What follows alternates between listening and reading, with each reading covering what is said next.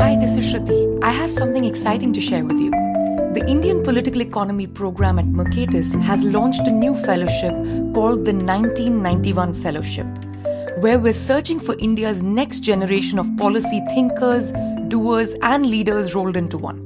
If you're an early career policy analyst, lawyer, economist, or researcher working on pro-market reforms or hope to be one, we want to hear from you. We're offering fellows up to $35,000 a year for a period of 3 years to dive deep into a state-level policy idea or reform that you care about. The fellowship follows the spirit of Emergent Ventures India, seeking out high-agency individuals early who want to pursue ambitious policy ideas that expand human flourishing in India.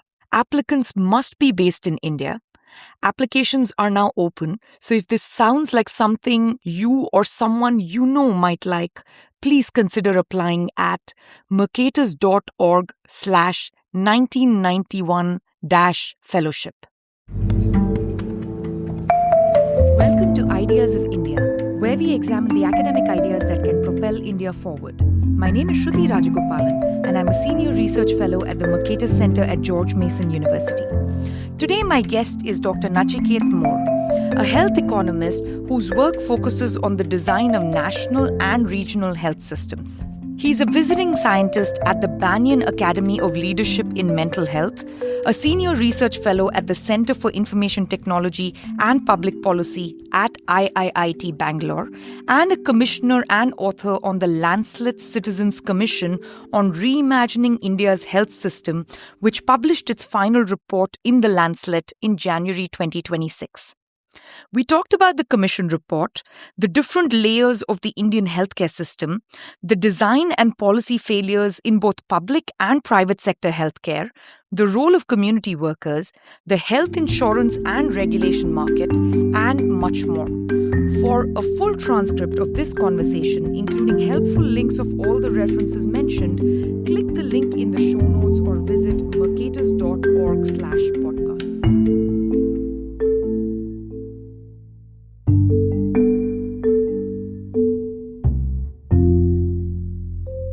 Hi, Nachiket. Welcome to Ideas of India. It is such a pleasure to have you here. No, very happy to be here. Thank you for inviting me to talk to you and discuss some of these ideas. I've been reading a range of your papers. You've almost had like 2 careers, one in more traditional finance and now one in, more traditional health policy. And if I had to try to summarize your very wide-ranging work, which I encourage everyone to read and not just go by my summary, it would be that you're arguing that India's health crisis is not just a funding failure, but fundamentally a policy design failure. And we've built a tertiary care sort of infrastructure for a few people while neglecting primary care for the masses, for almost everyone. And our insurance model and financing models basically reward hospitalization over health. So what ends up happening is people have massive out-of-pocket expenses. Healthcare doesn't just become a question of health policy, it's also a risk management issue at a household level. And you're skeptical that the current private sector system can deliver value the way it's currently set up. You're also skeptical that the government can ever fund healthcare adequately such that it is a universal healthcare system in India. And so your argument is really that we need to redesign the system in a way that all these different pieces of the puzzle, which is insurance, financing, state-provided healthcare, private healthcare, primary, tertiary healthcare, all need to sort of be redesigned to work such that, people get more value. And that puts you a little bit at odds with the public health left who want, sort of more funding and, tax finance, universal care, and also sort of the market liberals who think, competition and insurance ought to fix everything. Is that a good way to think about where you are in this particular literature or this conversation? I would say yes and no to, some degree. What you said is, completely spot on as to how I'm thinking about it. But in some degree, not quite. So first, I have a paper in the Lancet Southeast Asia that came out in 2023, in which we looked at how much money is actually needed to deliver universal health coverage and what I like to call global health for all or good health for all, because coverage is not the same as good health, as we have discovered in some states.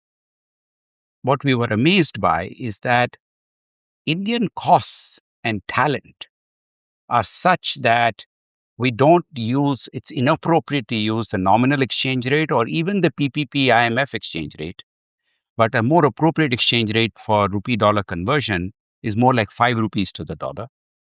At that 5 rupee conversion, then the Indian expenditure of say 5,000 rupees now is suddenly $1,000 per capita, which puts us squarely in the middle income country range of Thailand, Brazil, some of these places. And it's more than enough money to deliver universal health coverage. So I certainly believe that the public sector is adequately funded in many states. Most states by 2030 will be adequately funded from their government budgets. There are 4 states that still need extra money, but the center can provide that money relatively easily. So, which means that this idea that funding is a gap, there was this, many people talk about 3% of GDP. It's not entirely obvious where this number came from. And certainly, Indian costs are such that even with a number that is much lower, we are able to deliver. And then, of course, you might ask, which is the point you were making, is okay, if the money is there, why don't we have universal health coverage, say, in a state like Kerala, stay in a state like Goa, which are high capacity states? And this is where your point about it being a design problem, not a funding problem, comes up. And in some ways, what we have done is created a system in which 1920s Russia features in our public sector and 1960s America features in our private sector. So ideas from the Kenneth Arrow era, the Medicaid, Medicare, when they were signed into law, is what kind of reflects in our current private sector design. A lot of the work that happened in the 90s with Mrs. Thatcher, with Thailand, with Turkey, with what happened in the European markets for private healthcare, that entire set of reforms we seem to have missed. It's not even a conversation we're having here. So, if for those who are uninitiated with how the Indian healthcare works, except they might have themselves gotten sick and had some kind of interface with it, how would you describe the different layers of how the healthcare system actually works? So, the Indian public sector, one of the reasons why I continue to be a votary of the public sector, is the only complete health system we have, which means it has, if I use check boxes, I can check off community health worker, I can check off a what we call a sub health center, which is a primary care center inside a village. And then we have what we call a primary care center, which is at a slightly larger location. Then we have hospitals, both at the secondary level and the tertiary level. So this becomes a comprehensive machinery.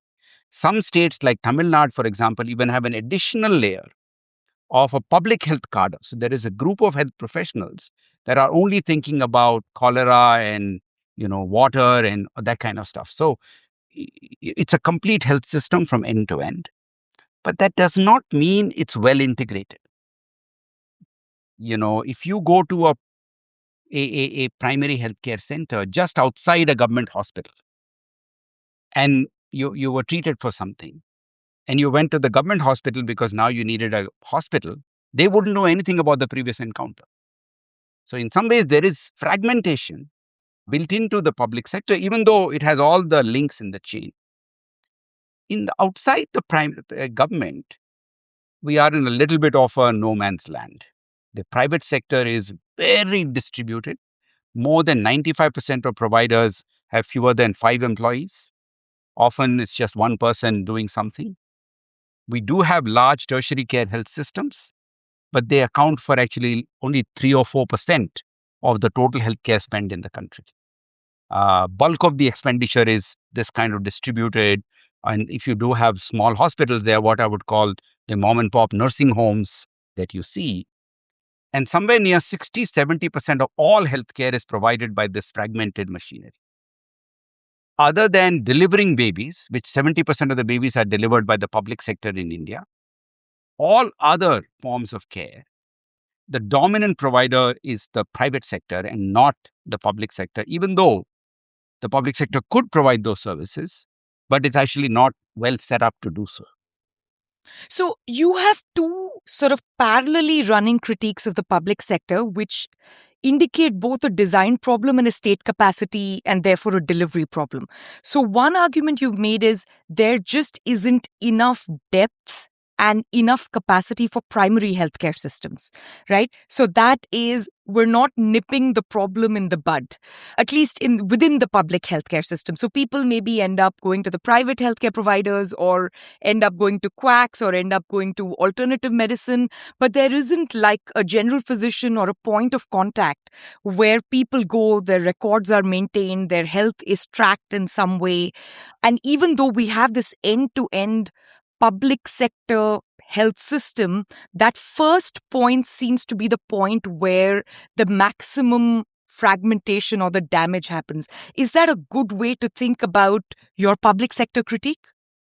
I think that again varies state to state.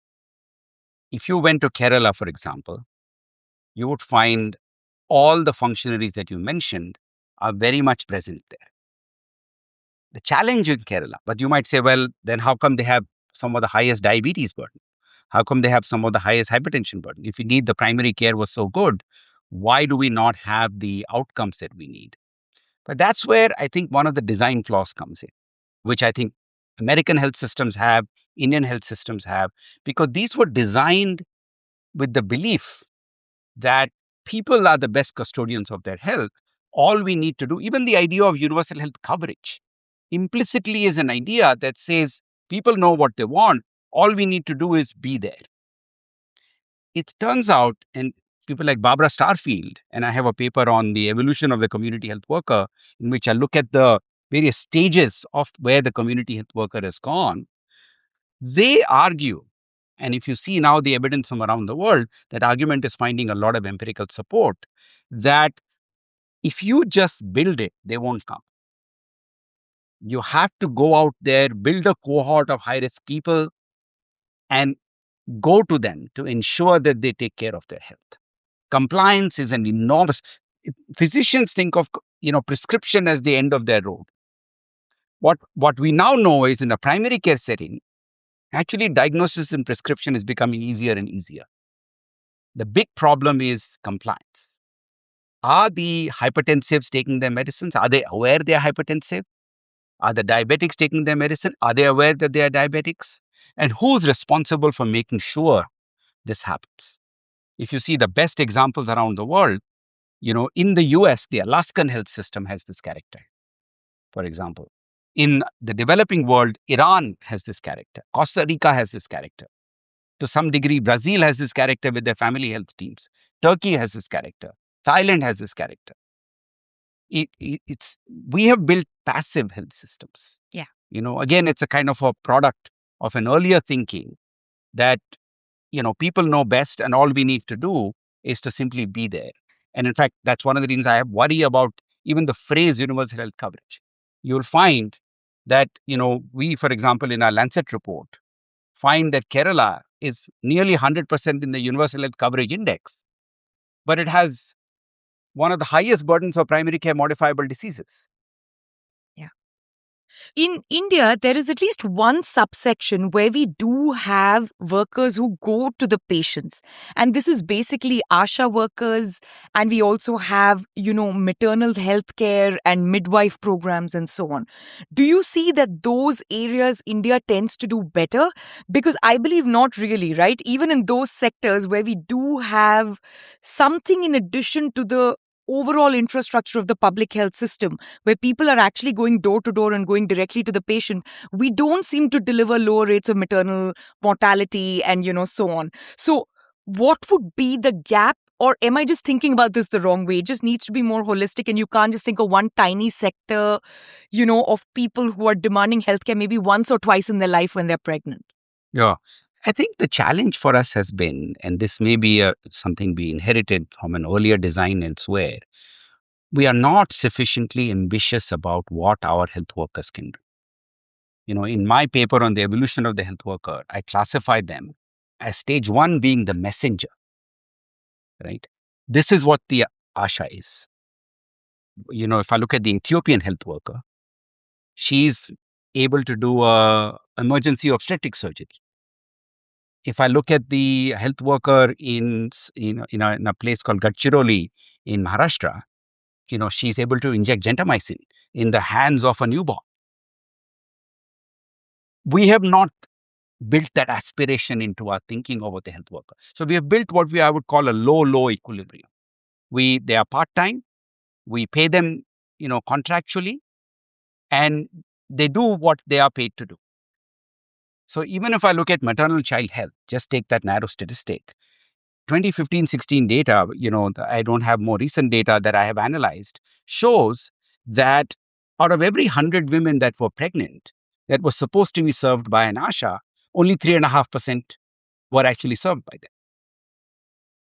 Because we have now layered program after program on this poor woman's shoulder without paying her, without training her, without equipping her. So the health worker remains key to this task.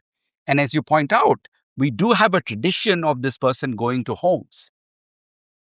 But the argument my evolution paper makes is, can we evolve her into a stage 4 worker who looks much more like the Iranian Behbaz or the Alaskan community health aide, who behaves like a mini physician and is able to do many things under the guidance of a physician. She's not running loose doing whatever she feels like. Yeah. But, she's trained to do a lot more work than the ASHA is trained to do. So I think that is a key gap, because the ASHA is almost everywhere across the country. Yeah. That model is universal. And some states it's done better, some states it hasn't done so well. But I think it's the core. See, the attraction of the ASHA type thinking is that if I now, I don't know if you've seen this movie, The Matrix, in which there is, the character Trinity, who needs to learn how to fly the helicopter. And control downloads the program onto her. It's a good example of what we will call just-in-time learning, right? Now, if we think of the ASHA worker as Trinity and well equipped with ultrasound, with multiple devices, and she's Yeah. going out there, pulling out her various tools, we can do better than the West is doing. Because what we can do with an expensive GP can't do is, I can sit at somebody's home and say, sir, you were supposed to have taken this medicine at 9 in the morning. It's 10 o'clock now. You have not taken it. Can I please watch you take it? And if you've absconded and gone to a restaurant because you knew I was coming, well, I will show up at the restaurant. So that kind of follow-up combined with technology, I think we can deliver better outcomes than, other health systems, even developed health systems can. So, just to stay with the ASHA worker and the maternal health example, you've also made other critiques in a different context, which is not about community health, but like the incentives of hospitals and the private sector more generally, and also the proliferation of nursing homes. So, we have an ASHA worker. We treat them sort of as support and almost like part-time staff. We don't think of them as serious expertise, even though they're the first point of contact, which means they are not equipped to do anything when there is a sudden emergency, and, a birth situation is one of those situations, which means now the nudge and the push for everyone is to get C-sections. And India has one of the highest rates of C-sections. So I had recorded this episode with Janvi Nilekani, whose work you also know well, about how the C-section rates are just off the charts and completely unnecessary, and actually exposing the women to more risk both at the time and later in life. So is there a better way of integrating the ASHA worker? You mentioned ultrasound machines, but we don't allow them to have ultrasound machines, which is for a completely different central planning reason of, not being able to detect the gender of the feces and so on and so forth. So what is the way, like if you can just give us the example of this microcosm, how would you rethink that so that all these weird incentives start lining up properly? So I've spent some time researching this question. A lot of my papers are in review, so they're not out yet. Yeah. Remember, we have two distinct health systems. One is the public sector, one is the private Yeah. sector. As far as babies is concerned, the good news is, other than in the state of Kerala, where that number is 30%, nationwide, 70% of babies are born in the public sector. So if we worry about C-sections, we would want to worry much more about it in the public sector, because small changes in C-section rates there can have a far bigger impact than what the private sector is doing. Right? And the private sector, in any case, it is an urban, upper income family that is largely seeking out care. Right? Now, the same question that you raise comes up. Why is it that Telangana, for example, a state of Telangana, some of the districts have 60% C-section rate in the public sector? They don't have the incentives of additional income. Then there's another motive called the convenience motive, in the sense, I don't want to be woken up in the middle of the night to deliver a baby. But that's not how the public sector works. It's a shift basis. So I'm done with my 8 o'clock shift. I go home. The next person comes on and they do whatever needs to be done. So I'm not going to be woken up. Why are they doing such a high number of C-sections? My research is showing that what we have done is somewhere taken the whole accountability narrative too far. I have a post that I just put out in which what I say is that in order to change incentives of the public sector, we have to use trust a lot more as a tool than fear. Radhika Gore, she's an academic at New York University. She has a nice series of papers in which she looked at the behavior of the public sector provider in the city of Pune. And it is an observational study. So she sat for weeks and months inside these hospitals just observing what was going on. And after a while, people became their natural selves in front of her. What she found is that because of this heightened, the BDI, as it were, looking at the public sector employee has withdrawn into a shell. She has a lovely phrase called ensuring the ordinary. So why are they doing so many C-sections? Because others are doing so many C-sections. So what they say is, why should I stand out? I know this is wrong. I know I should do less. I did a survey of obstetricians asking them, do you need more training? Do you need more, expertise in something? The overwhelming group is telling me that when something goes wrong, we need to be protected from our internal management, because they throw us, on the street to fend for ourselves if something goes wrong. Then why should I use my medical judgment? So that's clearly an incentive.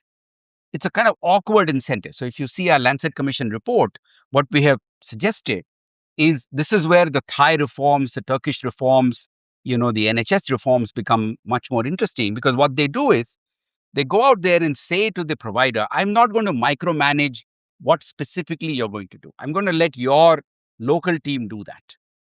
I'm going to hold all of you accountable for longer term outcomes in the community. And you figure out what is the right balance of C-sections and this, that, and the other that makes sense for you. And if something goes wrong, we will look at systemic issues rather than, hold you individually accountable for what is going on. And this has been the experience of people who have built a new purchasing character. And clearly, this is something that needs to be experimented with and understood in the Indian context to see if this will work or not. But I think that is where the public sector C-section rates are coming from.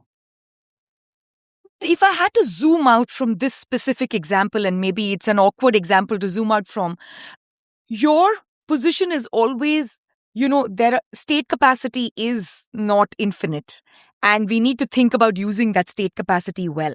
So if India is running a sort of end-to-end public sector system, what you're saying is what the government can really do best at the end of the day is also set standards and protocols in place and actually make sure those standards and protocols are ensured. Is there a fundamental incentive alignment problem built in there that, if they're running everything end to end, then those standards and protocols are going to get a little bit messed up. And the second part is the government can't, there's only that much capacity overall in the healthcare sector. They can't do everything. So should they then be focusing on the standards and protocols and not so much maybe on running certain types of services? So, the good thing about India being somewhat behind the world is there are many countries we can learn from. Yeah. So, what has been the universal solution that has now become the consensus in the world is what they call the internal market solution, where the government purchases from government on an arm's length basis. So, India already has something called the National Health Authority and the State Health Authority. These are autonomous independent bodies. Currently, they are being used to purchase care from the private sector from various things. If you look at Thailand, they created the National Health Security Office, transferred. So they asked the health department to choose, do you want to be a provider or a policymaker? If you wish to be a provider, then we will take away purchasing from you. Now you will get paid only if you do the work that was assigned to you. Now that, of course, there are downsides of approaches like this. For example, if you look at the NHS, right? If you look at it from the outside, people like me are quite pleased with the results we see. But if you talk to insiders, they will complain about the long queues, how much time it takes to get a knee replacement done. But this is now, how an organized healthcare system, and unfortunately, they have compounded the problem by somewhat underfunding. It's not that they have the underfunding problem that the US has. They need to change funding by 1 or 2%, not a big change. But for a variety of reasons, they have not done that, which is why the queues tend to get much longer than people are prepared to bear. But in some ways, they are running a system now in which if you go to a public sector facility, you get very good care. There isn't really the concern. And this is what we find in Thailand. This is what you find in Brazil. This is what you find in Turkey. So in India, this is a concern because outside of, as you mentioned, childbirths, there has been a relatively large exit from the public sector to the private sector. So, what is a good way of modeling that? Is it just there are parts of India where we don't have good public sector care? Is it that because that was the initial point problem, there has been an exit from that? So it's now an adverse selection problem, sort of both on the supply and the demand side. That is, people who want healthcare will just exit to a maybe not a great private nursing home. And also, people who are supplying healthcare, doctors are not going to go work in those hospitals because they're like, yeah, that's a remote place. No one comes to that hospital anyway. What would I learn or gain from serving in that place? So that seems to be what it appears to be when I just look at it from the outside. What is it like on the inside? And again, I'll rely on you to tell us the variation between states, if there is much variation on this point. Well, the reality on the ground is that government hospitals, every state, are flooded with patients. There are no empty government hospitals. They are full. And the poorer the state, the more the dependence of the government. Because if the government can't make it work somewhere, the private sector is certainly not going to come there. The private sector is present in areas where the government is already successful. So in some ways, if I take a state like Chhattisgarh, if I take a state like Bihar or Uttar Pradesh, C-section rates there, just to give you a sense of contrast, 0.2%, 1%, 1.5%, because neither the public sector nor the private sector are present. You expect to see a reasonable rate of say 25 odd percent to say, okay, some people get a choice if they really want a C-section, but by and large, most people get a normal delivery. And clearly there, I'm not expecting for a long time the private sector to try and make an entry. Right? That will need the public sector to step up. And it's not as if it can't be done, right? If I look at the state of Andhra Pradesh, now we have two states, Telangana and Andhra Pradesh. Earlier, they were all one state. Telangana is where Hyderabad city is the richer, more urban. Andhra Pradesh is actually not so rich. It is a poorer state. Yet, it has very good healthcare in the public sector. Because the designers of that health system realized that if you take the health resources of a state and spread it like a thin layer of jam across the state, you will get no critical mass anywhere. And as you correctly pointed out, if I'm an anesthetist in a hospital where there's no surgeon, what exactly am I going to do? Right? So what they did is they built hospitals, staffed them fully, and districts are reasonably large. It's not as if I'm sending somebody to the boondocks. These are cities, mini cities Yeah. with reasonable infrastructure, right?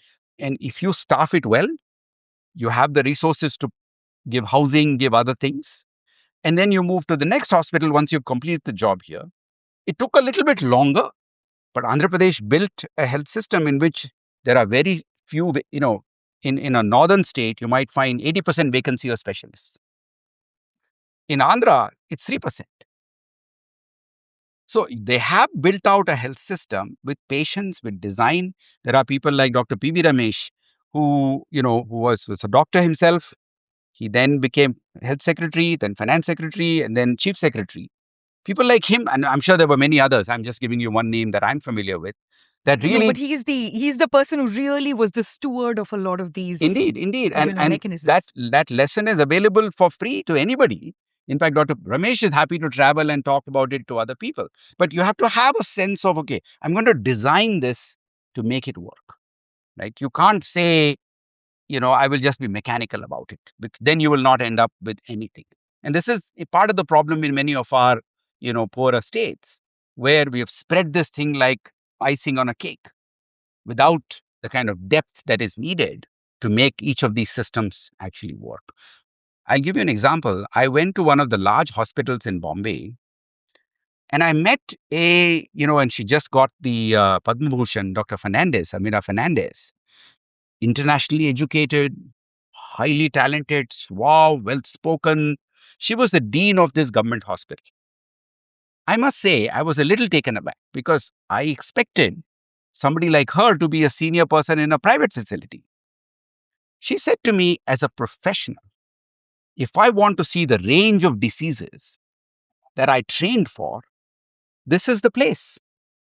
I get the additional satisfaction of helping people that are poor and this and that. But don't forget, as a professional, I gain a great deal.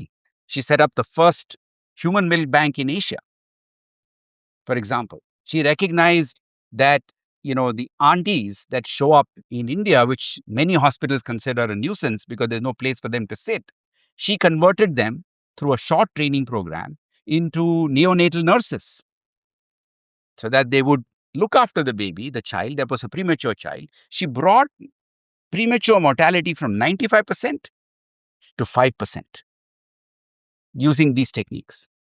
These are opportunities she would not have been afforded in a private facility. Yeah. So I would be the last to defend, government facilities in, say, states like Bihar. But isn't one fundamental difference between, say, certain districts of Bihar and certain districts of Andhra Pradesh is that certain districts of Bihar are at GDP per capita of lower than Sierra Leone, at this point. So it's unclear that, and that affects everything across the board, right? It affects nutrition. It also affects infrastructure, which means you're more likely to have a fall and maybe break an ankle. You're more likely to have a snake bite. So the range of problems increases. The primary healthcare capacity is lower for the same reason that it is poor. And now having one big district hospital is just going to overload the system. So you're never going to get exactly what you get in Andhra Pradesh, which is many times richer, has, the capacity. Even at rural levels, people are rich enough to go to a private physician, even at the very, early stages of intervention, to a primary healthcare provider who's private. So isn't that somehow like just the bigger problem in states like Bihar and UP and Madhya Pradesh, Rajasthan, like which are our big four problem states for healthcare in some sense? Well, yes and no. Depends on your design. If your design is drawn from the British and you want a GP and that's what you think is primary care, you're quite right. But if you say, no, no, no, that's not the design I have in mind. I have the Alaskan design. I have the Iranian design in mind, in which I have a highly trained health worker, not the Asha, but Yeah. multiple levels above the One Asha. step above, yeah. She's a local. such people are available aplenty. There is a project that I'm, associated with as an advisor in rural Satara, remote part, Yeah. difficult part of Maharashtra, not quite as poor as Bihar, but still quite poor. Local women are available aplenty because they need work and, they can be trained, but we have to Yeah. get more ambitious about them. Yeah, so Karthik Muralidharan writes so exactly about this, how we are not tapping the ASHA workers, selecting from within the ASHA workers to then promote them to the next layer of, healthcare providers. And I guess you're sort of hinting at the nurse practitioner model, right? That we also have in other parts of the world. Yeah, I'm That saying, see, in before the India, GP, the you word can have nurse that. is a legally, loaded word. There's a nursing council, etc. And the Yeah, nurse practitioner, in some ways, is still a clinical worker. Whereas what I have in mind is somebody that is a field-based public health. So maybe a public health got it. nurse is a closer proxy for what I'm talking about. Now, these people, and then the other thing is, right, because they have low GDP per capita, they are more hungry for work than if I started to Yeah, try and do this in Bangalore, where somebody might say, oh, unless you pay me something else, I will not show up, right? So there's an opportunity there. There's an opportunity there.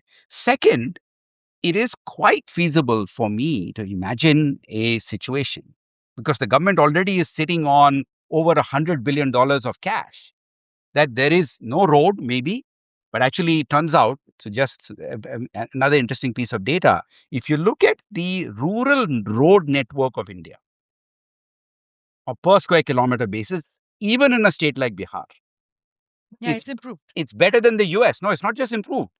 We are only country ahead of us is France. We are better than China because of Prime Minister Vajpayee launched something that resulted in this situation. So we have good roads. We have enough money to put optic fiber all the way into every single village. Now you have the beginnings of a good primary care system that is local. And one is income. There are many areas of India where there are hostile situations, where there is violence, there is other problems going on. But see, a local has no choice but to be local. If you can provide her the back end support, this is what the Alaskans do. Alaska's community health aide sits in a remote village, is trained centrally, but goes back to her village, lives there, and when there's no connectivity, there is sheet ice, aircrafts can't take off, internet has collapsed, she continues to operate. Yeah. So you've actually written very explicitly about this, about how just putting more family physicians in a rural area and having one doctor, one veterinarian, that old colonial model you were talking about is not the appropriate blueprint. Now, you've talked about community health workers so far quite a bit in this conversation, but you've also written about how we can do pharmacy linked primary care. And that normally, the flash you have is like an urban system where you have a really nice, swanky pharmacy where you can also get your flu shot and other things. But you mean it a little bit differently as the first point of contact. And then you're also talking about layering that with telemedicine.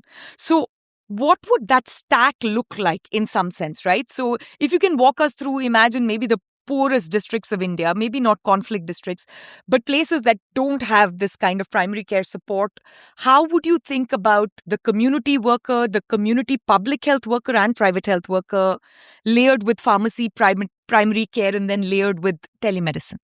So there are many, fortunately, working models. The inspiration for this work, I would say, in a developed country context is France. France was one of the earliest to realize that they have one pharmacy per 2,000 employees, a 2,000 population. India has four times the number of pharmacies. My understanding from research is not my own research, other people's research from Odisha and other places, is that almost every human being, there will be some pockets where this is not true, is not more than an hour away from a reasonably well equipped pharmacy. Right? Now, the pharmacy means what? You have a refrigerator, you have injections, you have a range of medicines, you have the supply chain that is figuring out and working very well for you. Right? Now, can this person become a channel for diabetes education? There is a government has a diabetes educator program. Can he or she become that person? Can he or she, using her mobile phone or his mobile phone or his computer, become a telemedicine link? There's a company in India, I have a paper on it that I wrote in the Stanford Social Innovation Review called GEO, GIYYO, not the Reliance Geo, but GIYYO. What they discovered, something quite interesting and something quite different from what I had imagined earlier, that the pharmacy, because they were also a semi doctor, as it were, the routine coughs and colds, they were doing whatever they felt like. And the right way to deal with them is not to say, oh my God, this is illegal, what are you doing? Is to just make sure you keep training them that whatever they are doing is at least somewhat evidence based. But what they discovered was that whenever a complication emerges, the pharmacy is desperate to get advice. So, one of the largest areas of work is mental illness, for example, rheumatoid arthritis, gastric problems, cancer. And this is where the telemedicine secondary consult, a specialist consult, becomes quite important because now the pharmacy acts as a channel, and it's fascinating to see the conversation because the pharmacist knows the medicines, knows the terms, the patient does not. So the two of them are together conversing with a specialist sitting somewhere in Lucknow and figuring out what to do.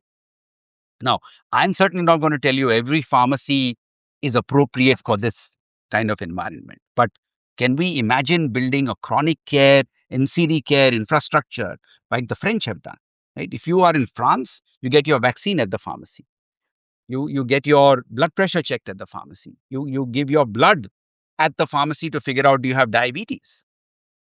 I think this is quite replicable in India. And I have a paper that looked at multiple models. Mexico has tried this, Bangladesh has tried this multiple times.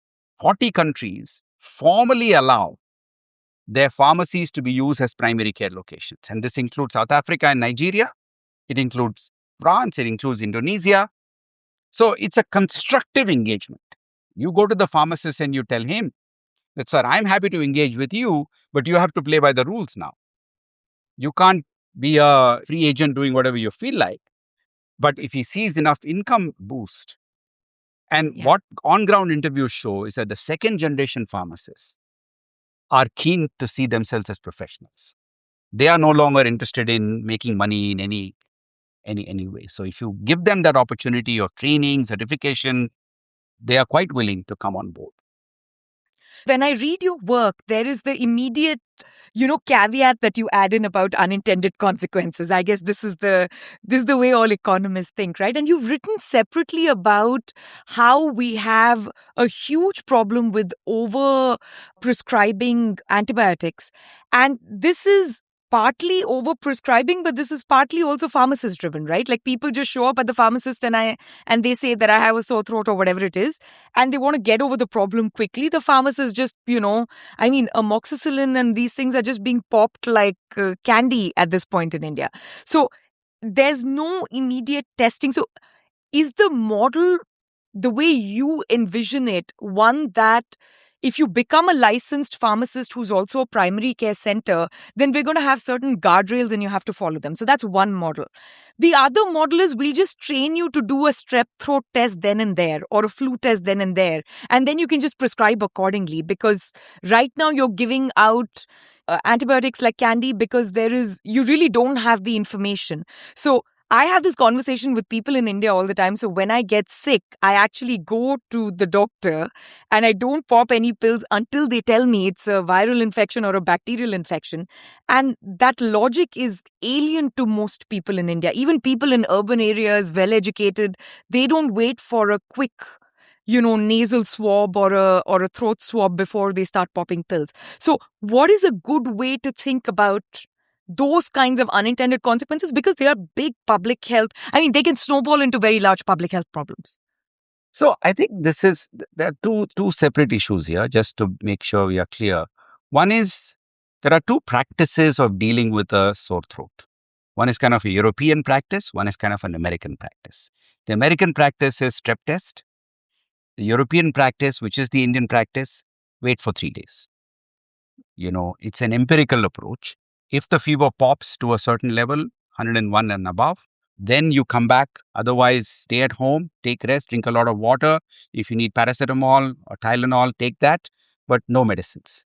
If at the end of 3 days you're not better, then I start to look at the strep test is not the Indian recommended protocol, but it could be. I'm just giving you a narrow example here. But the issue of overprescription is not necessarily just a pharmacist problem. This is a generic issue across the system. There is work by Dr. Jishnu Das in which he sends sanitized patients to trained physicians. And somebody has gone in with a complaint that said, I woke up in the night, I was sweating heavily, my chest hurt. He comes out with an antibiotic from a trained physician. Right? So there is a deeper problem we have of where is evidence-based medicine being practiced, and who is the holding anybody accountable for.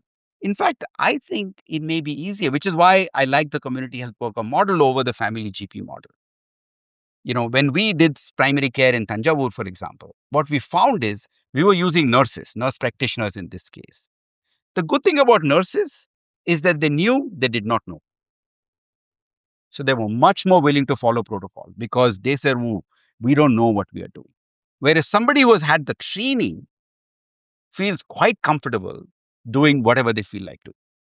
India, one of the consequences of COVID-19 in India was mycomucosis. Yeah. Why did this arise? Because over prescription by not just pharmacists, by doctors of steroids that were not needed. So it's a deeper, more generic problem as to what are we to do about this stuff. And it's a public health crisis. I'm 100% with you. It's a public health crisis. Now, how would we go about dealing with it? I think it needs a deeper discussion with the medical profession overall, not just pharmacists, as to how are we going to go about, addressing this large problem. Because we have two problems. In some pockets, like cities, you get overconsumption.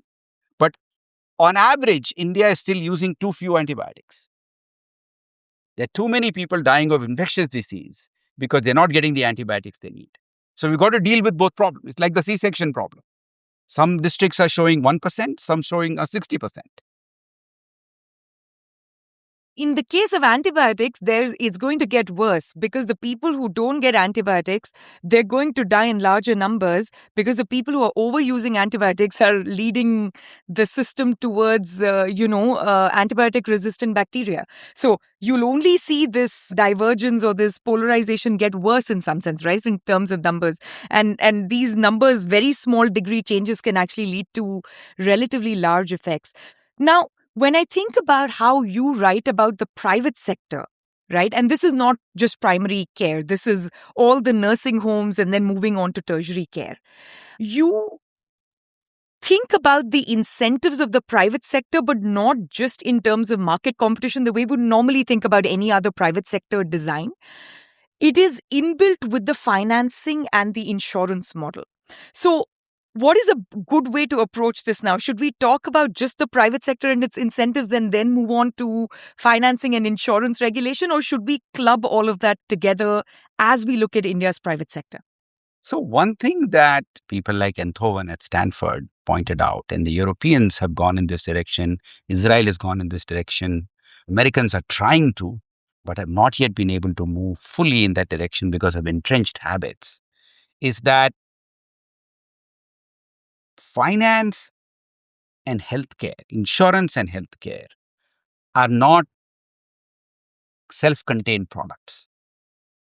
It's like, if I sold you the front of a car and I sold you the back of a car and I told you you put it together, it's not a complete product, right? So as you go into theory and look at the first welfare theorem, and you say first welfare theorem suggests that open market competition produces competitive markets, which means there is a price, and Pareto optimality, which means there is good use of resources. In healthcare, you get competitiveness, you get price, but you don't get efficiency, which is why in the private market, you see excessive consumption of hospital care, under consumption of primary care. It's a incomplete product. If I were to bring the two together, like Kaiser has tried to do in the US, for example, for a long time, but in the US, there are the Medicare, Medicaid is the big driver of the opposite force. But if I go to Netherlands, for example, or if I go to Israel, for example, right, and look at those models, right, or Colombia in a developing country context, what you've done now is you've gone to customers and said, insurers and providers have now merged with each other. So now you don't have a choice of buying separately insurance, buying separately healthcare. You now have 5 providers who can all sell you plans. So you can buy a Geisinger plan or you can buy a MassGen plan. You can't use the plan of one to seek care, or you could, but then that will cost you a lot more money, right? It's a much more narrow network. Now, the benefit of that is that the hospitals have no revenue source other than the insurance premium that was paid, which means now if they wish to give you a C-section, or if they give you more stents that you need in your bypass surgery, right, they make no more extra money. They have deep incentive to keep you well. Of course, they have incentive to deny you care, which Yeah. regulation therefore has a role there. But the argument is that the first welfare theorem now will apply much better, because you and I, as regular customers, are better able to assess who's keeping me and the people that are subscribing to this plan well and treating us well. I don't know, should I get this cancer surgery or that cancer surgery? Should it cost this much or should it cost? We can argue till the cows come home about transparency, but I don't know enough to be able to judge whether this is better for me or that is better for me. I don't have the medical training. Whereas what I'm doing now is I'm completing the market. So in finance we have this phrase called is price a sufficient statistic. The insurance price and the healthcare price are not sufficient statistics. The integrated plan is a sufficient statistic.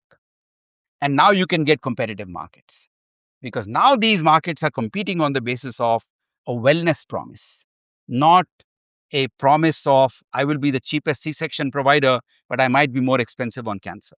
We're not getting into that conversation at all. So, before we get into the combined product, I think most people who are listening to this podcast won't be very aware of what happens in the rural areas or anything other than the most elite tertiary care, frankly. So, unless they've worked in one of these places. So, how does India's private sector actually work? So, the sense I get from your work and just generally looking around is it is competitive on price. So, people actually, there's a fair bit of price discovery, whether someone's broken bones or it's a cancer treatment or something else. People do actually go to different nursing homes. They figure out what the prices are. The nursing homes are fairly transparent about all the pricing. It's literally like, brochures are given out, both in terms of how much, maybe staying at a hospital costs and every additional thing that is priced out. So there's a fair bit of pricing transparency, but your argument is there is still asymmetry of information on a whole range of other things when it comes to healthcare Now, provision. even on the pricing, right? Even on the pricing, I have decided, because I got a dream, that I need a bypass surgery. Now I'm looking for pricing, but then do I need a bypass surgery? Who gave me that advice? So, do I need a C? Yes, I can compare C-section prices, but do I need a C-section?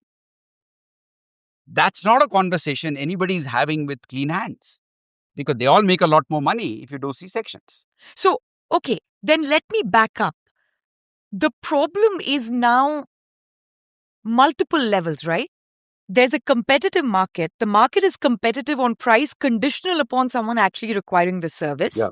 But do they require the service or not itself is subject to asymmetric information. And because we don't have good primary care, it's not clear that they always need that particular intervention. So that's sort of your base layer argument. Now, if we add... No, also in the primary care, even in the primary care front, as we discussed earlier, why does Kerala have so many diabetics? Because they are not seeking the care that they need. Somebody needs to go to their homes, track the cohort using the Starfield idea, measure everybody's blood sugar. If you're above 40, I must draw blood. I'm not going to wait for you to figure out that you need to draw blood. Right? That kind of proactive care, paternalistic care, If I'm responsible for your health and you start to get a foot amputation, I'm going to have to pay for it as a plan. I'm going to go out there and say, no, no, I'll figure this out. I have a new paper on schizophrenia insurance. Why does schizophrenia insurance work? Because hospitalization costs a lot of money. But I know that if I proactively reach out to you, I can keep you well so that the number of hospitalizations you need falls. And I'm interested in that because I've already taken the money from you for the plan. I make no more money. In fact, I lose money every time you show up at the hospital. So, but just to back up for a second, right? So let's assume that we're still in a system where we don't have primary healthcare workers. The state system is a little bit broken. So they're heavily relying on the private sector. So, just for the sake of this example, if we can stick in that world. Now, the competitive market doesn't necessarily produce the best healthcare outcomes. And you're saying the price discovery information is correct, but the price is not the only information which is currently at stake. But one thing that the private sector does do in these cases, it does save lives, right? So in an emergency where the alternative is either not getting care at all, or you end up in waiting endlessly in a government hospital, which is very crowded in most of these districts, you get some care. So maybe you were on the margin, you could have gone a few more years without a bypass and taken some medication and gotten your health in order. But, they did the bypass and maybe you're just better off at this time and you're alive. So that's the way I think about a lot of the very expensive private healthcare intervention. So now my question is there a different way of thinking about this kind of intervention? Like, what are the situations where they're literally peddling things that no one recommended? Like, that would be the ultimate worry, right? So my worry on the margin is not, in one case, if someone's overweight and clearly not going to do much about it, they did a bypass, which may have been avoided had we restructured our entire healthcare design. It's really, are we killing people? Are we selling terrible healthcare products just to make money? So where does India lie on that? No, clearly any hospital, private or public, is better than no hospital. And you do need emergency care. Unfortunately, the challenge is that the urban context is an excess supply of these things. If I'm talking to you, I get a heart attack. My wife has to figure out which of the six numbers she should call. Right? There's a surfeit of choices. If I was in Mon district in Nagaland, I have no choice. There's nothing. There's nothing. There's a district hospital, and they might not even have all the staff that I need. Right? And that is, in fact, the bulk of India. Population wise, somewhere near 1 billion people are in that no man's land. Right? But if you were to ask me, let's back up and say, why would the private sector be interested in any of this? Right? The reality today is that 40,000 hospitals exist in the system in primary care. These are all mom and pop, small setups, and some are maybe a little bit larger. They need revenue certainty. Right? How are they going to get revenue certainty? The only way to do it is they launch their own plan, build their primary care, and make sure that they have 500,000 patients that are now bonded to them. And they have certainty of revenue. So that now they can start to feel more secure about what, if you look at Geisinger, for example, in the US, it's a local hospital system. There are 40,000 such systems in India. And in rural areas, that's the other thing, right? You might say, well, okay, I can see why it makes sense for the hospital. Why would a rural consumer who's used to going shop to shop pay you a plan premium? But the reality is actually that they are well aware that if they have a problem, they have to go very far to find a solution. If somebody says to them, well, I'm going to show up every month at your place, you pay me 500 rupees a month, I'm going to look after you. The experience, I'm involved in a project in rural Satara, as I mentioned to you. People are signing up like there's no tomorrow because they're saying, oh, my word, really? You're going to come and the medicine is going to show up and you'll do the blood tests here. And yeah, I don't have to go to 3 hours to Pune to figure this out. No, if you have an emergency, I will make sure you get to the right place. In fact, the problem is more in the urban areas, where urban areas, the people have an illusion of choice. So if anything, the managed care will work much better in rural and semi-urban areas. It's in the urban areas where what you point out is going to be a bigger problem, because somebody like me says, why should I trust you? There are 6 other providers, right? But here there are larger hospital systems that can take that step. I'm on the board of a hospital system called Narayana, and that's what we are doing. We are rolling out an urban model in a city like Bangalore to build a full Kaiser style end to end service system where insurance and healthcare have been brought together. Now, there are two aspects to this, right? One is being in the American system where a lot of this is stacked, right? And vertically integrated, sometimes down to the pharmacy. One problem is now prices disappear, in an effective way. So I have received insurance bills where, for surgery or a minor treatment or an x-ray, I mean, they're just making up numbers as they go along. There's no way it costs that much. It's impossible to know how much a service costs unless you specifically ask someone how much would it cost if I just did not have insurance and I paid out of pocket, right? And oftentimes those services cost all cumulatively, whatever I've used through the year, they cost less than what my insurance premium was. So one trade-off is the transparency disappears. It's all vertically integrated, end to end in one sense.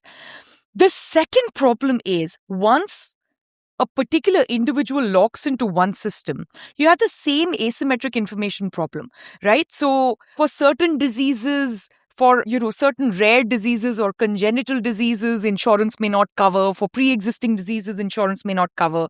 And it's very difficult to know that, ex ante when you're signing up for the premium, because there is an incentive to sign up more and more people.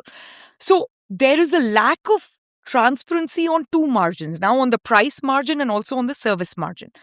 What you're saying is conditional upon good regulation, which will intervene at the right time and make sure that people don't get locked into one system and locked out of all access at the absolute high risk moment. Or start getting low quality care, because now that I've locked in, I don't have to worry about you because you already paid the premium. So there is definitely regulation involved. The issue is, if you bought a car, let's go back to the car example.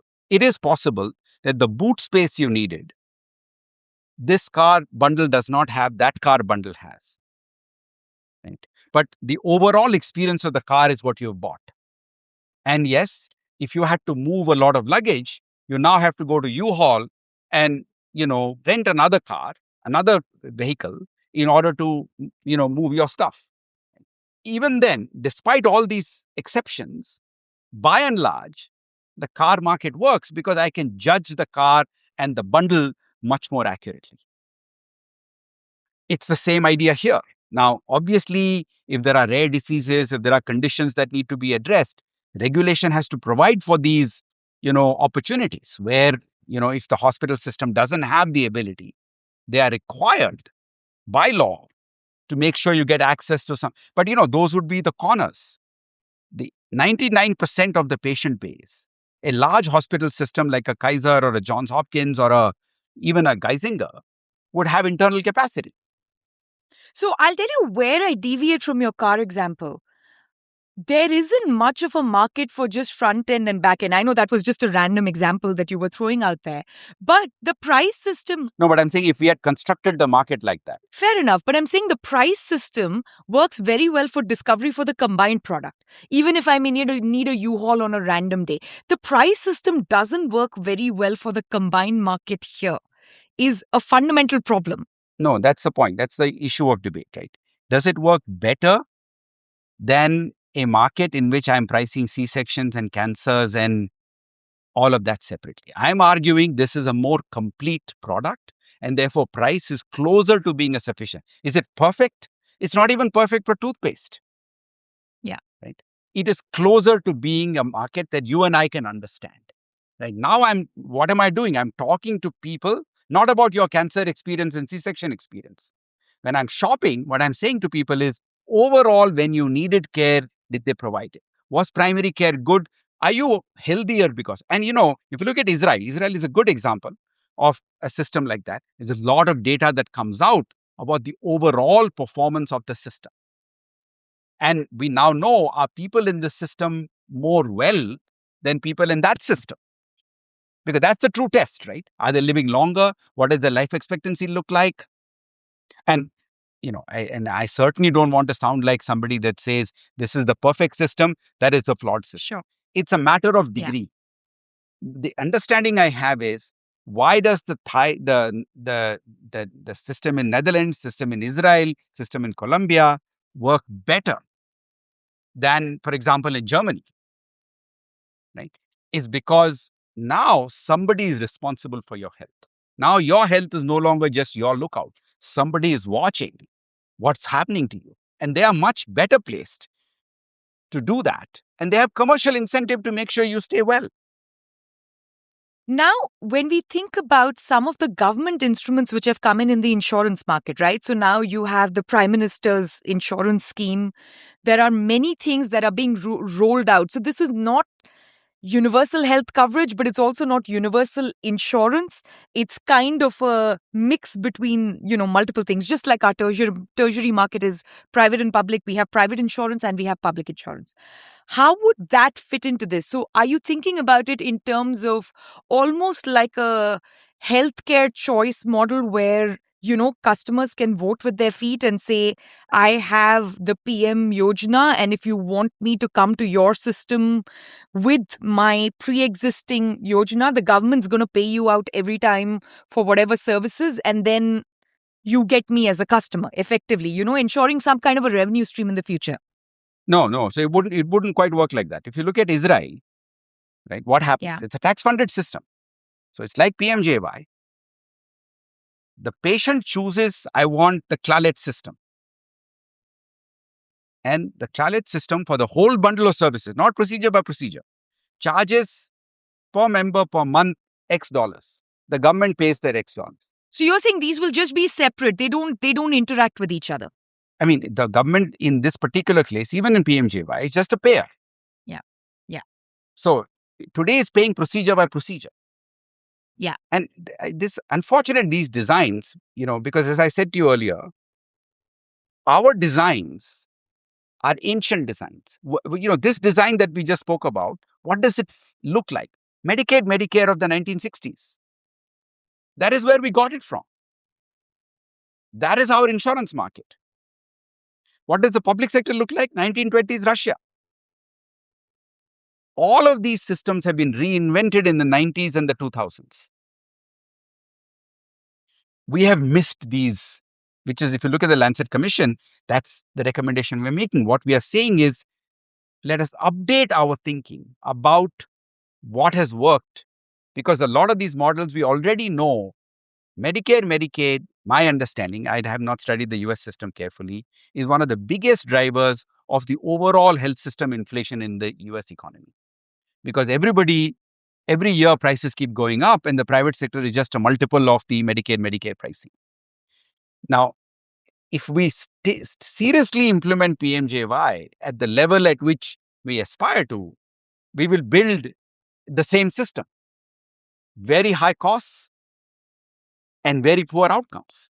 But my understanding of PMJY is not that they are paying too much right now.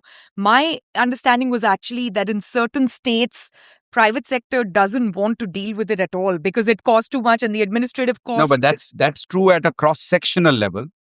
No, that is at cross-sectional level. But dynamically, PMJY prices have been revised upwards, I think 6 times already.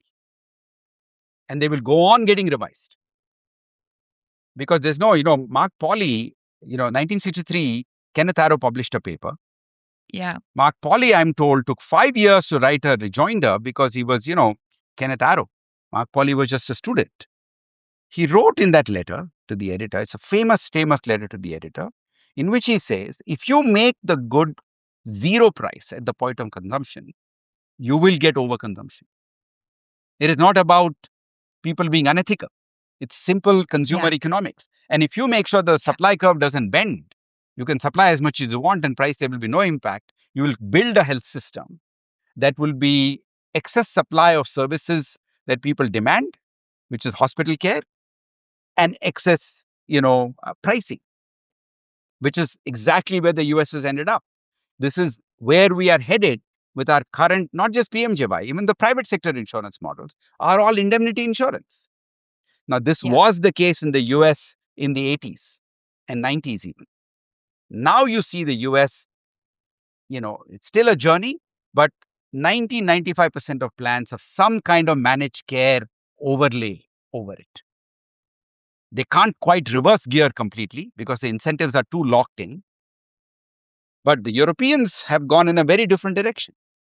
Yeah. So, and in some sense, this goes back to the head of our conversation, right? So, there are multiple things different people are solving for. So, one thing that many people in government are solving for is the financial risk. That is, if there is an adverse health event, then there's a huge out of pocket expense and we need to backstop that.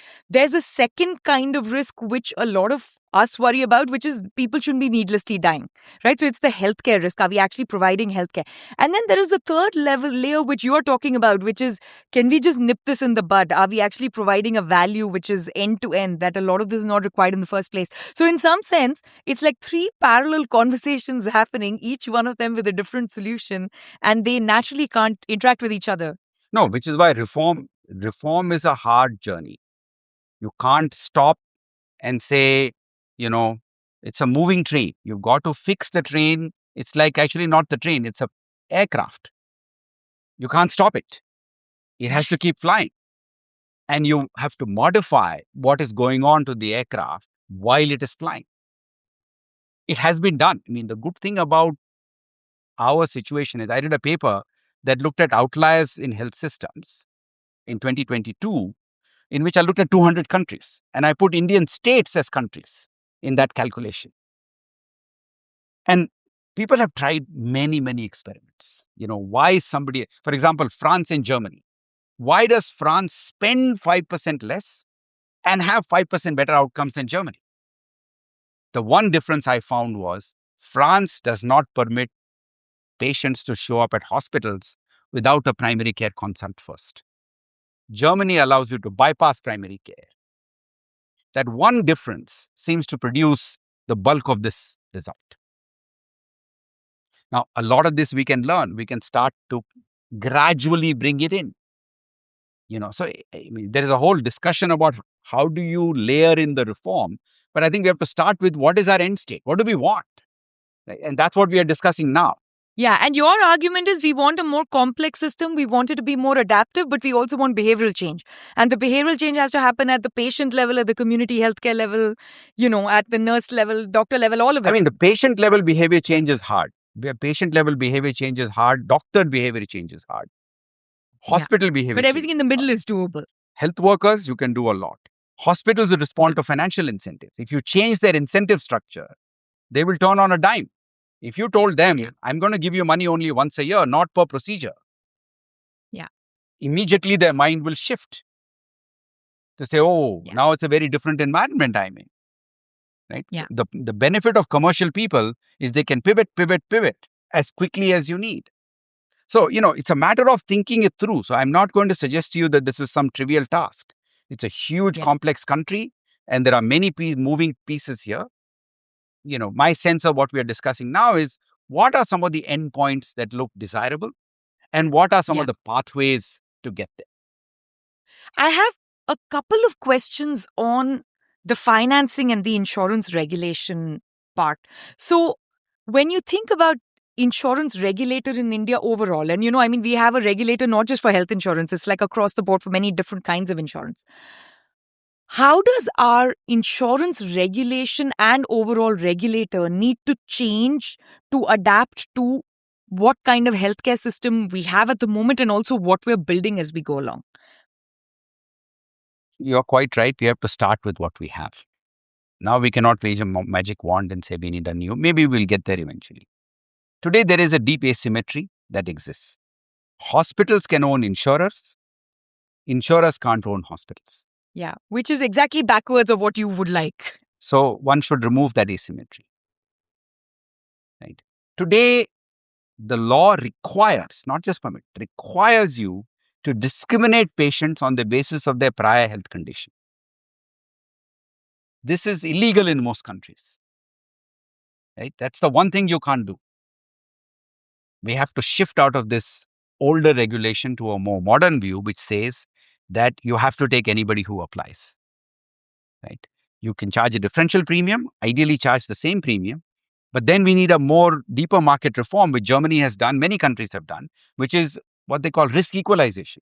So now what happens is that your portfolio is assessed and the reinsurance machinery takes extra money from the low risk portfolio and pays the high risk portfolio. So that at the point of acquisition of the customer, you're not worse off. You're not deciding. So the good thing, as I said earlier, there are a number of issues. Now the other issue is entry barrier. Right. Today in India, it costs 100 crores. I don't know what that would be in $1 million, but you know, a fairly large amount of money to start an insurance company. France requires 1/6 of that. Why do we have such a large number? Right. Now, we need to think through these issues and start to imagine an insurance market in which a small hospital can get into the insurance business and build a plan for their town. Currently, this is difficult, impossible to do except for very large hospital systems because they don't have the kind of resources that are needed. So, here I want you to also wear your, experience from your banking days hat. We seem to have a fundamental problem trusting smaller players to deliver on financial instruments, right? So, India's experience is either chit funds or huge state banks. Like, we don't think of small solutions when there are excellent working solutions, like, say, Canara Bank in the 50s and 60s, we end up nationalizing them. But we generally don't trust private sector players to actually deliver financial instruments to the lowest decile of income earners in India. Is this a mindset problem? Is there some risk pooling issue that I'm missing? Why is it that India is bad on this across the board? Well, this is no longer true in banking. In banking, now you can have a small finance bank. We've had experiment with local area banks. We have cooperative banks. And what we have discovered is that automation. So now, for example, the regulator requires every bank to be fully automated. And what we found is some banks didn't have the resources. So they were subsidized to automate. At the press of a button, the regulator knows your balance sheet. That doesn't mean everything goes away, all the problems go away, but the size is no longer the issue. What is different about insurance from banking is that insurance has got reinsurance. And the reinsurer is also a quasi regulator, right? Because when they reinsure you, they spend time with you. Right? So, and I'm not talking about millions of insurance companies. At most, we'll talk about 7,000, 5,000, 10,000 insurance companies. Yeah, and that's not so crazy in a market like India. It's not so crazy. And with automation, with all the health stack, all the digital stacks that we have, we can create backbones to tell everybody you have three choices, this, or this. This is what we did in the cooperative banks. We gave them 4 choices and said one of the 4 you have to pick if you want our guidance. Otherwise, you find something else, but then you have to manage it yourself. And the good thing in India is we know these businesses extremely well. We have good actuaries, we have good analytical capabilities, we have some of the smartest brains in statistics. So it's not impossible for us to imagine a regulatory environment in which there are thousands of insurance companies that we are managing, because most insurance companies that are small will reinsure bulk of their risk. So I don't think the barrier is coming from the belief that we don't know how to manage them. So you're saying the barrier is just we've kept some old thresholds of very high capital requirements, basically, and that can very easily be revised. I think it's a incumbency bias.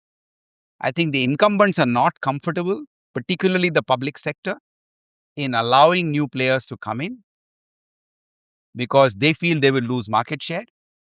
But I don't understand where the fear is coming from. Insurance penetration in India overall is 3%. So it's a huge market to tap. The voluntary insurance market is 5%. It has not grown in the last 10 years.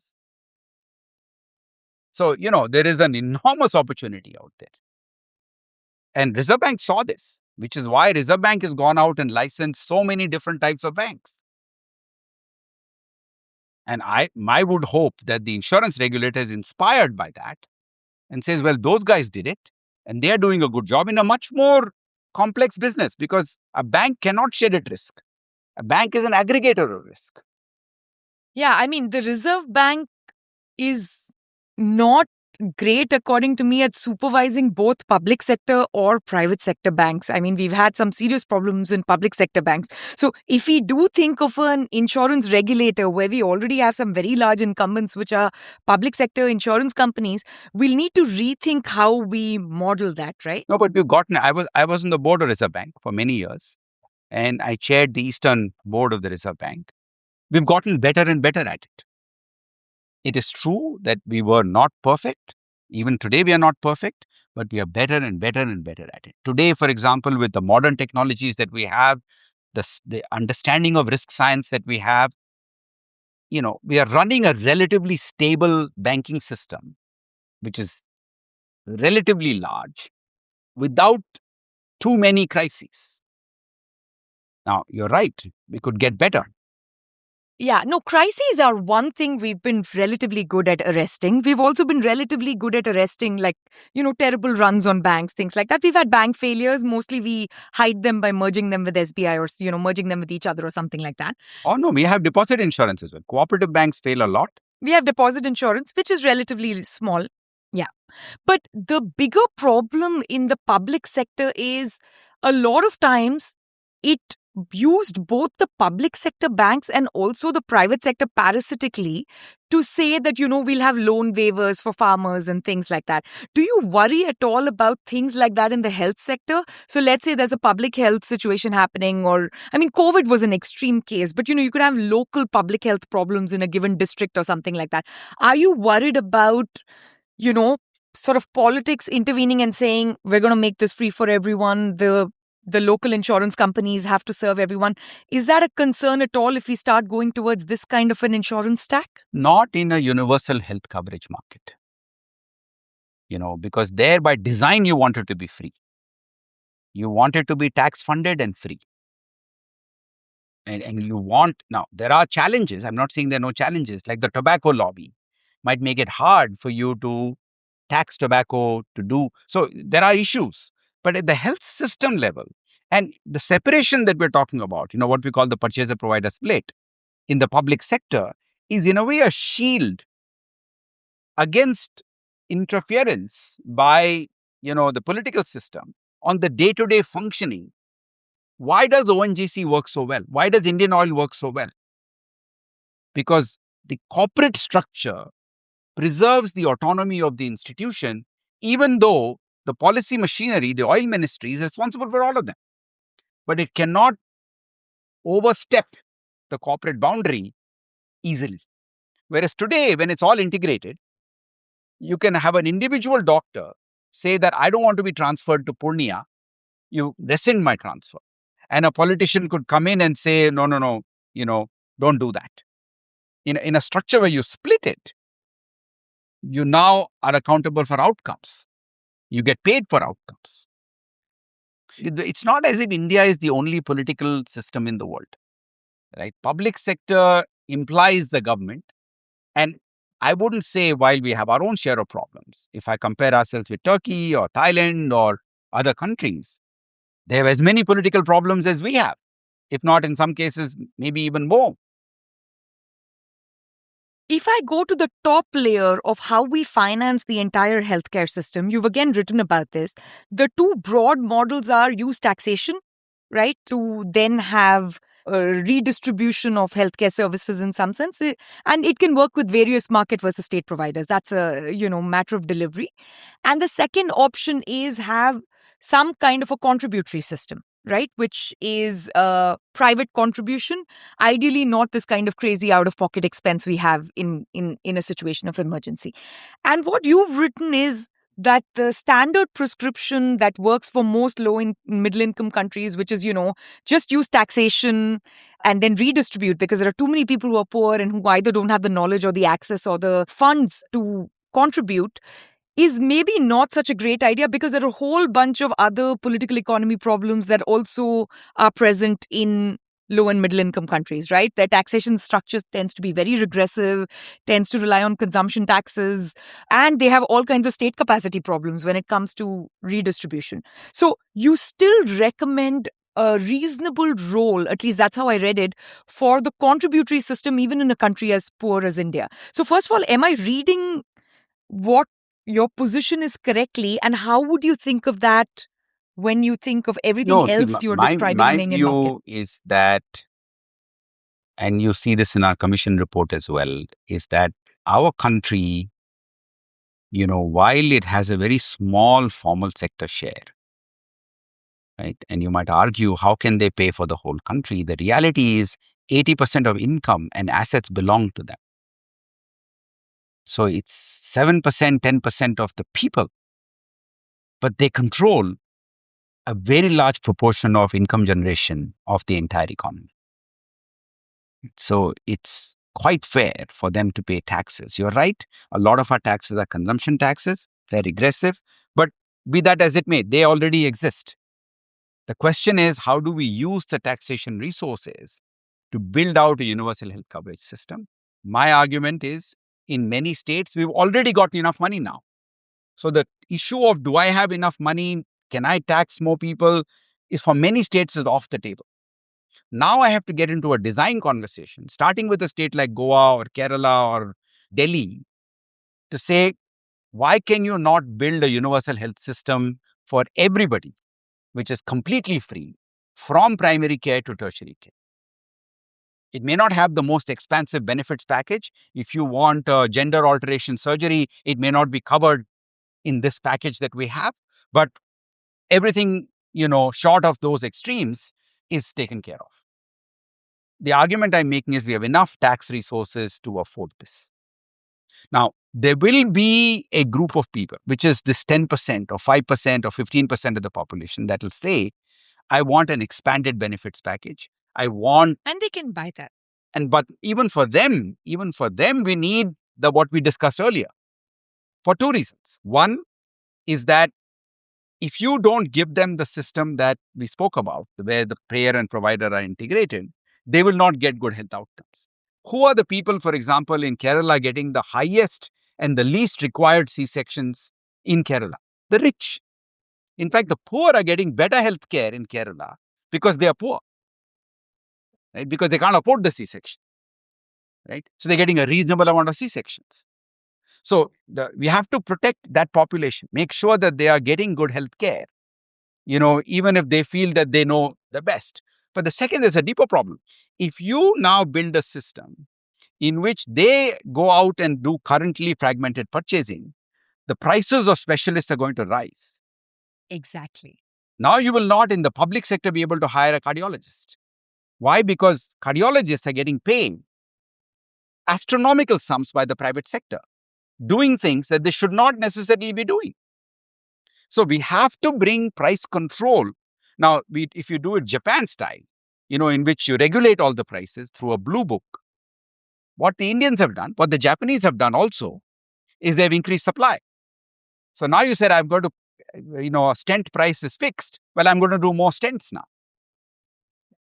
right? An MRI price is fixed. I have to do more MRIs. The Japanese consume, I think, 6 times more MRIs per capita than the British. I have a headache, get an MRI. So which is why we have to think a little bit about how do you complete that market, partly for the interest of the consumer that will buy those products, and partly for the interest of everybody else, because now I can't get specialists because I'm priced out of them, which is what has happened in the US, right? Oncologists are paid multi-million dollar salaries. If you talk to the Japanese, they complain that, they are paid like everybody else. Yeah. So here there are two parts, and you've written about how we need to think about pharmaceutical prices, because that's a very large proportion of the out-of-pocket expense, right? So there is a regulatory problem in the pharmaceutical market. The government ends up being a big purchaser, but individuals at the private level are also spending a lot on this.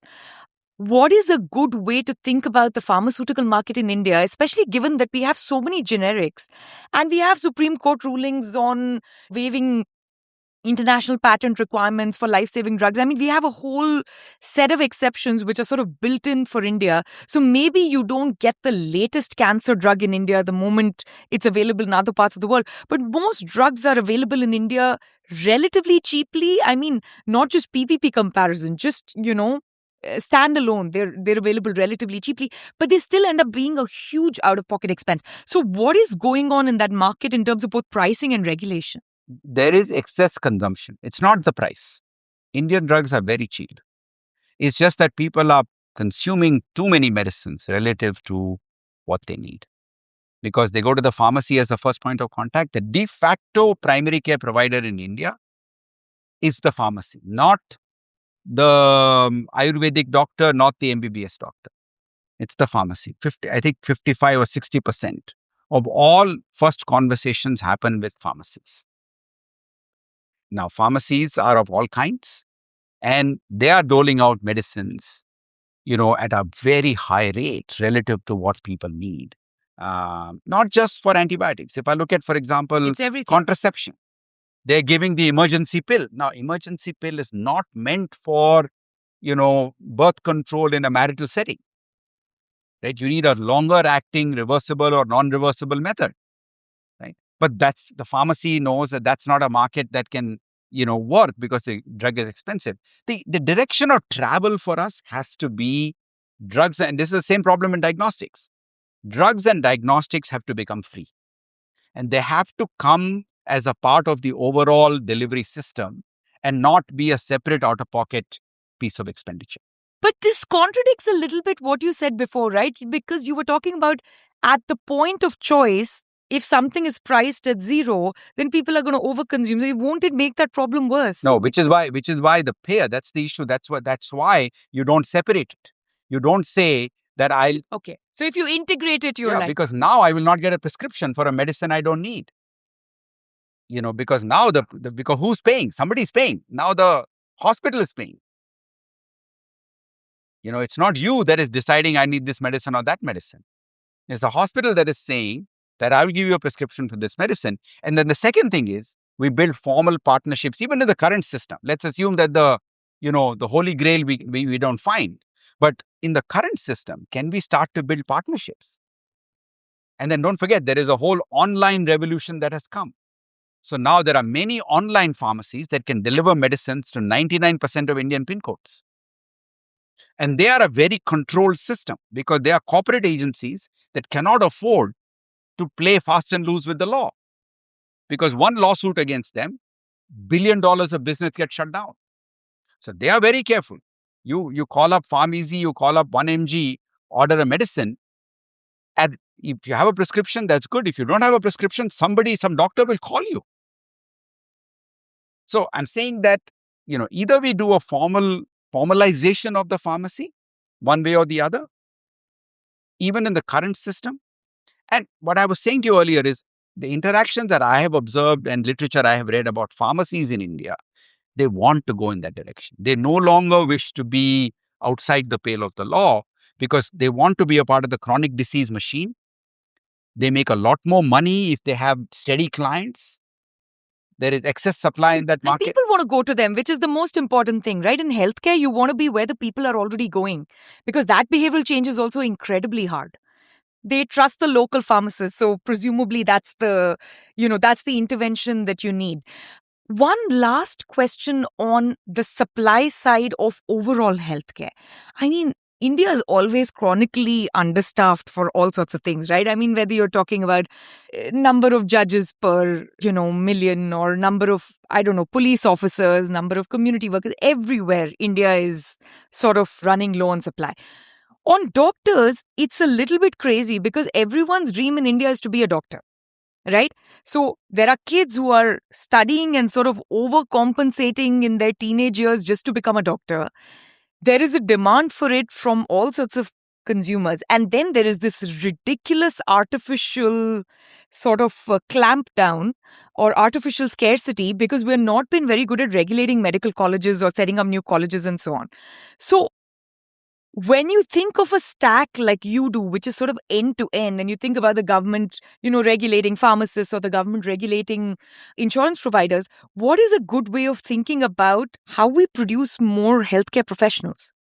No, so at the primary care level, if you buy the idea that we have to get more ambitious about community health workers, we don't have a supply problem. There are Yeah. No, I'm talking at the doctor literally level. millions of workers who desperately need a job.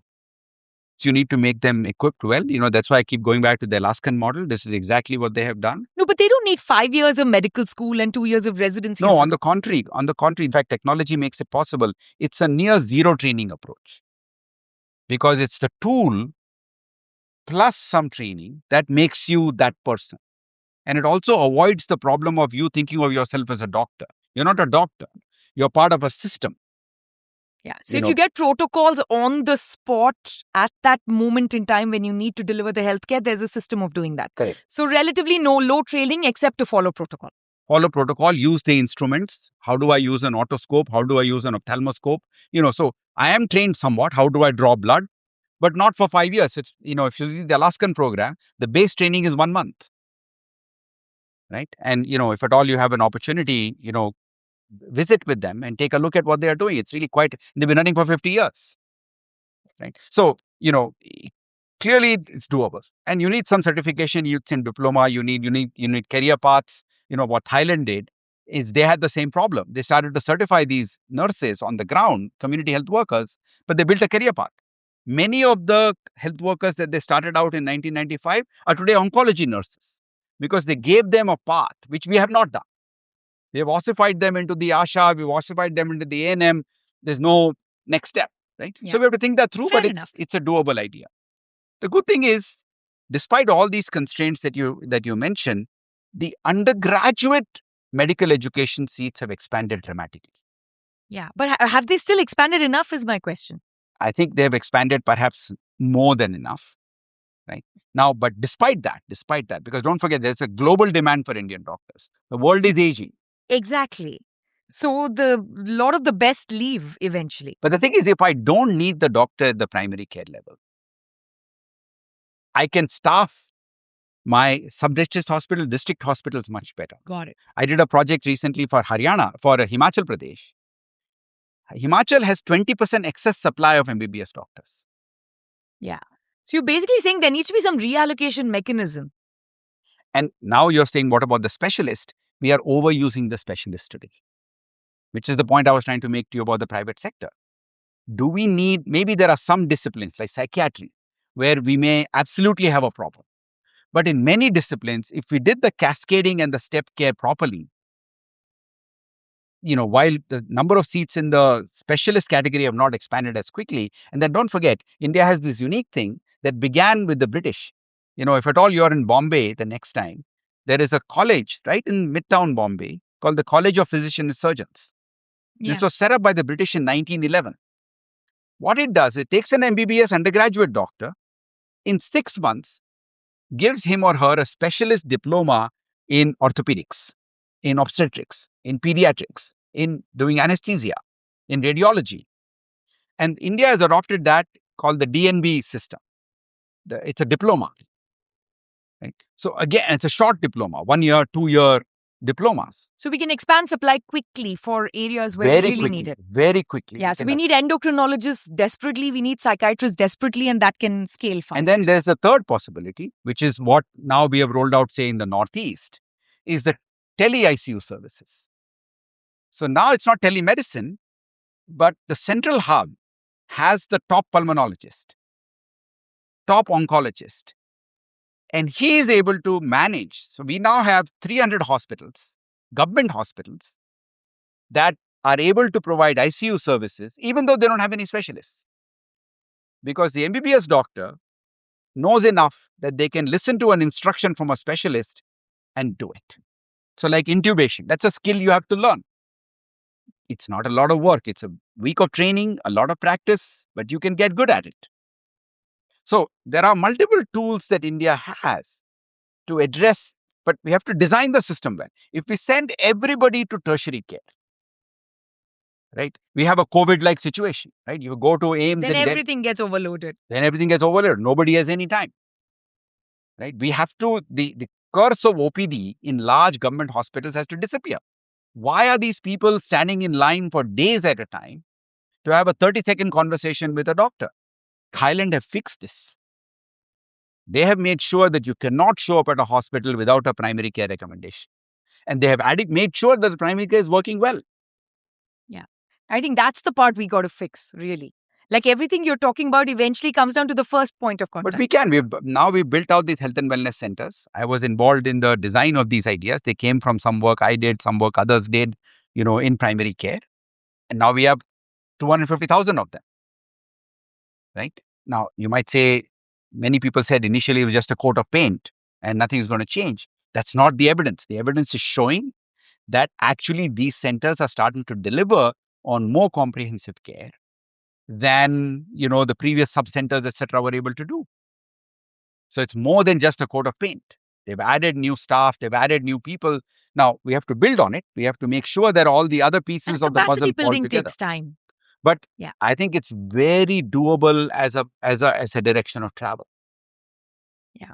No, that's very comforting to hear. And it's an optimistic note to end on.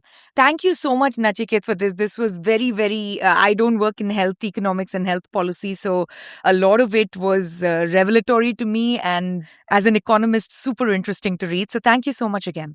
No, thank you for having me. I enjoyed talking to you. And, sometimes when you talk, ideas get clearer. And that was also very helpful to me. I learned a lot from listening to you about other examples and other issues that you raised. Thank you so much. Ideas of India is produced by the Mercatus Center at George Mason University. If you enjoy this podcast, please subscribe on Apple Podcasts, Spotify, or your favorite podcast app. Help us grow by giving us a rating and leaving a review. Follow us on Twitter at @SRajagopalan and at Ideas of India. Also check out our initiative commemorating 30 years of India's market reforms at the 1991project.com.